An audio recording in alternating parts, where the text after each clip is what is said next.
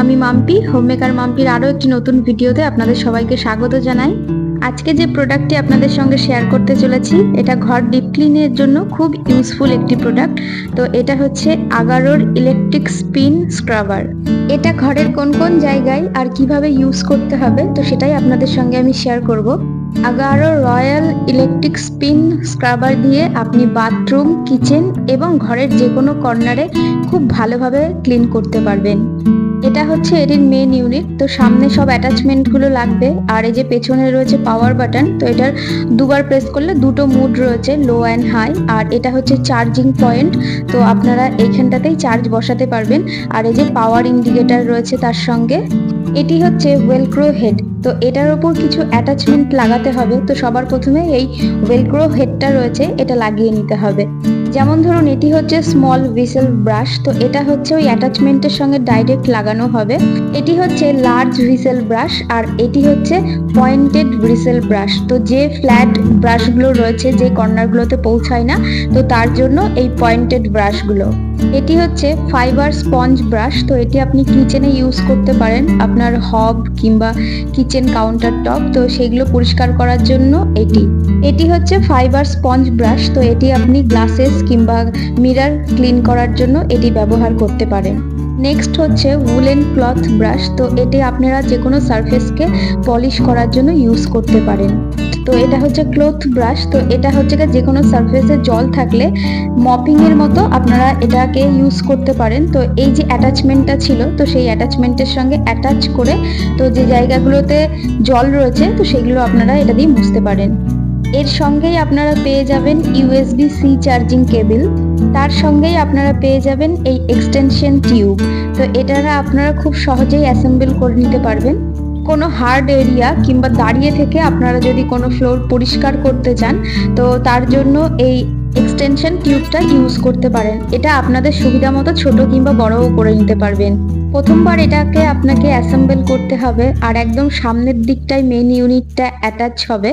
সঙ্গেই আপনারা পেয়ে যাবেন এই স্টিক অন হ্যাঙ্গার। এটি আপনি যে কোনো একটা প্লেন ওয়ালে লাগিয়ে রাখতে পারবেন। তো আপনারা যখন এই স্ক্রাবারটি ইউজ করবেন না, তো তখন এটাকে টাঙিয়ে রাখতে পারবেন। তার সঙ্গে পেয়ে যাবেন 1 ইয়ারের ওয়ারেন্টি কার্ড আর ইউজার ম্যানুয়াল, তো যার মধ্যে আরো বেশি ইনফরমেশন আপনারা পেয়ে যাবেন। সবার প্রথমে আমি এখানে লার্জ যে হুইসেল ব্রাশটি ছিল, তো সেটা ইউজ করছি। তো আমার ব্যালকনির এই যে এরিয়াটা রয়েছে, এখানে যেহেতু প্লান্টার থাকে, তো সেখানে না অনেক ডাস্ট জড়ো হয়ে থাকে। তো এই যে লার্জ হুইসেল ব্রাশটি রয়েছে, তো এটা দিয়ে আমি একদম প্লেন জল নিয়েছি। তো আপনারা চাইলে যে কোনো ফ্লোর ক্লিনারও নিতে পারেন। খুব সুন্দরভাবে স্ক্রাব হয়ে একদম পরিষ্কার হয়ে যাবে। আপনার প্রেসার দেওয়ার কোনো দরকার নেই, এটা অটোমেটিক্যালি খুব সুন্দরভাবে প্রেসার ক্রিয়েট করে দাগ তুলে দেবে।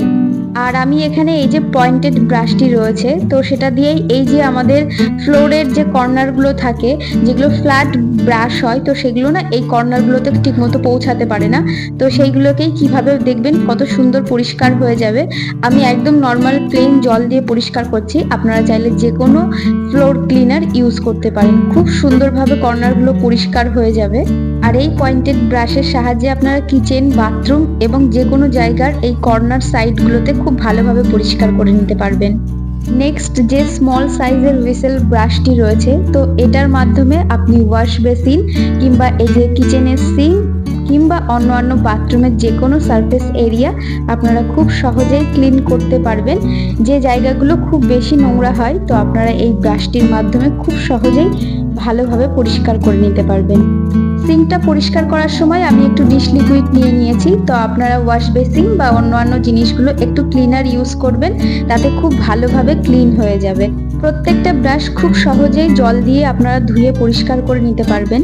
এটা হচ্ছে আমার বেড সাইড টেবিল। তো এটা যেহেতু উডেন ম্যাটেরিয়ালের, তো সেই জন্য আমি একটু ক্লিনার অ্যাড করে নিয়েছি। আর এই যে উলেন যে স্ক্রাব ব্রাশটি রয়েছে, তো এটা দিয়েই আমি এর সারফেসটা খুব ভালোভাবে পরিষ্কার করে নেব। এটা দিয়ে খুব সুন্দরভাবে পলিশ টাইপের হয়ে যায়।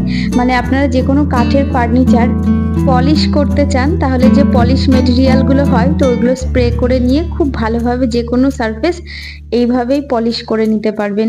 নেক্সট আমি এই যে ফাইবার যে স্পঞ্জটি রয়েছে তো এটাই অ্যাটাচ করে আমি কিচেন কাউন্টার টপটি পরিষ্কার করতে চলে এসেছি। এদিকে আমি কাউন্টার টপের ওপর ক্লিনিং লিকুইড ঢেলে দিয়েছি, তো সেটা দিয়েই খুব ভালো করে স্ক্রাব করে নেব।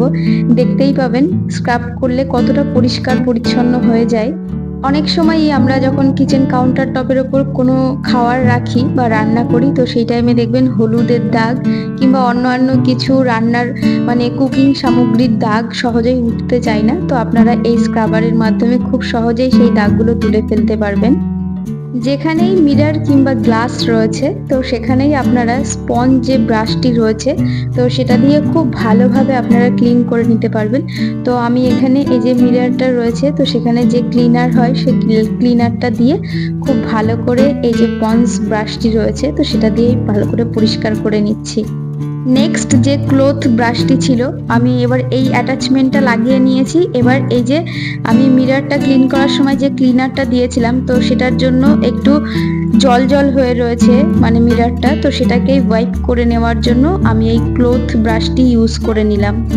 আশা করছি ভিডিওর মাধ্যমে আপনাদেরকে খুব ভালো করে আমি বোঝাতে পেরেছি, আর ভীষণ ইউজফুল একটি প্রোডাক্ট। তো আপনারা যদি এই প্রোডাক্টটি বাই করতে চান আমার ডিসক্রিপশনে লিংক দেওয়া থাকবে, তো আপনারা চাইলে ওখান থেকে বাই করতে পারেন।